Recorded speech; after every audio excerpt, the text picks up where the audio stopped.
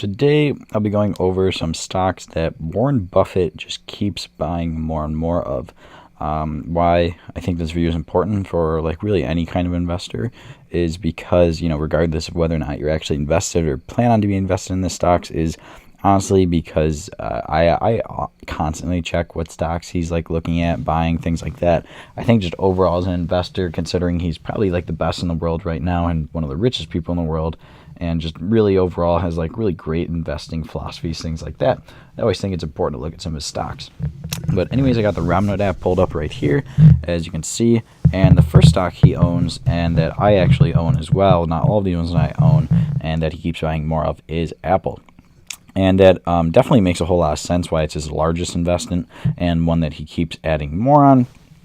And a couple things about Apple. Apple's been doing very well of late, as you can see right here. Very, pretty high growth, but also the biggest stock in the world, over a $1 trillion market cap now. And even with that huge market cap, they still actually have a relatively, decent PE ratio. 19 is actually really good. They have a nice dividend yield. Pretty much everything across the board is pretty much thumbs up with Apple. There's very, very little things that could go wrong, I think. In my opinion, they're pretty strong buy. It's my largest holding in my Robinhood portfolio, and one that I would definitely feel confident, having the largest holding in regardless. But Warren Buffett even says he owned 5% of the company, loved to own 100% of it.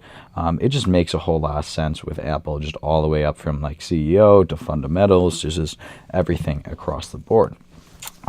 Next stock that Warren Buffett owns quite a few shares of, and one that I do not, is this one right here. Not a stock I talk about at all. That's why I kind of wanted to make this video as well, because it's stocks I don't talk about that much, at least some of them.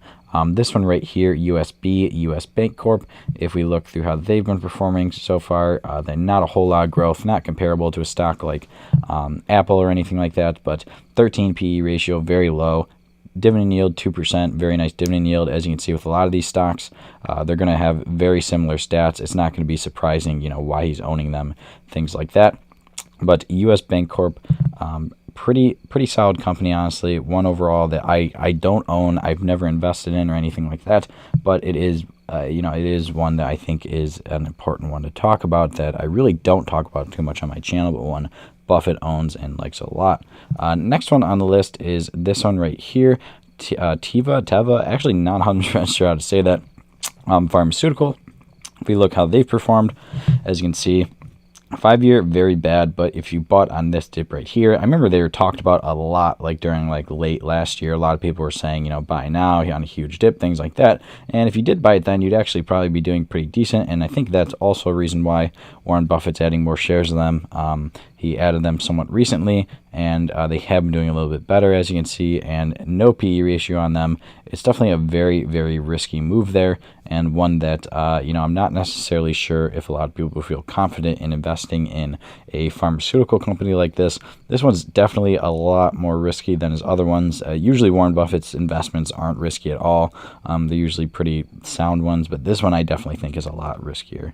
Anyways, next on the list is another one that I'm invested in, is GM, General Motors. I think he owns them for a lot of the same reasons that I do. They have such a huge dividend yield. It makes sense with them. I think it's actually a little bit higher than this. They went Robinhood states. It's at like 3.71 right now. If we look at some other stats around them, let's see how they've been performing, I guess. Not a very high growth stock. Actually been on quite a recent dip. They're probably at a pretty decent buying point right now. GM also, people invest in companies like Tesla and other companies like that because of, autonomous driving, things like that. And I think GM is in the table for that, and I actually think GM is going to do pretty good in that field. And even though there's not necessarily one car besides, I guess you could say, Tesla that's at the top with that kind of stuff, I still think GM can actually do pretty decent. Next on the list is a couple of airline stocks. The first one is one that I actually have bought in the past before, which is Southwest Airlines. The problem with, well, not the problem, I guess you could call it a problem, but the problem with stocks like this is they're very cyclical, they're very dependent on other industries, and I don't personally like investing in companies like that. But anyways, Southwest Airline, very, just a low-cost airline. One that Buffett likes a lot, US based, 9 PE ratio is actually very, very low. Very low dividend yield on them, only at 0.73 or so. As you can see, I bought them quite a while ago. Didn't do too well with them. Didn't really want to own airline stocks in my portfolio. But anyways, Southwest Airline, another one that Buffett owns. And the next stock on the list, another airline stock, this one right here. Delta Airlines, once again, wouldn't really feel like I wouldn't want to get a position in airlines. I don't, necessarily feel confident in stocks like that, but low PE ratio on them, pretty decent dividend yield, a little better than that. And I really don't like investing in, I don't think it would make sense investing in transportation like that, in my opinion, and not like GM or car industry, but really don't invest in airlines. I don't think it makes a whole lot of sense to me, but if Buffett invests in it, it must make at least a little bit of sense.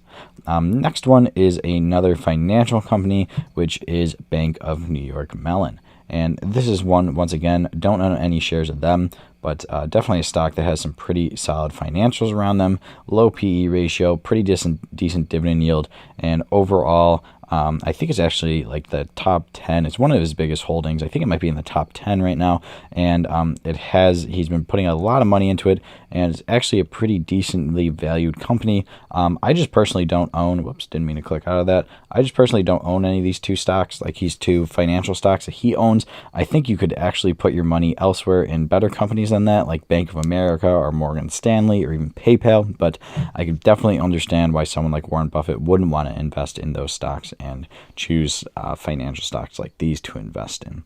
But anyways, guys, that's it for this video. Just a short little one going over some stocks that Warren Buffett owns and talking about a little bit about my opinion on them. Honestly, out of that whole list, which isn't really surprising, I think that he probably thinks it's the best stock as well.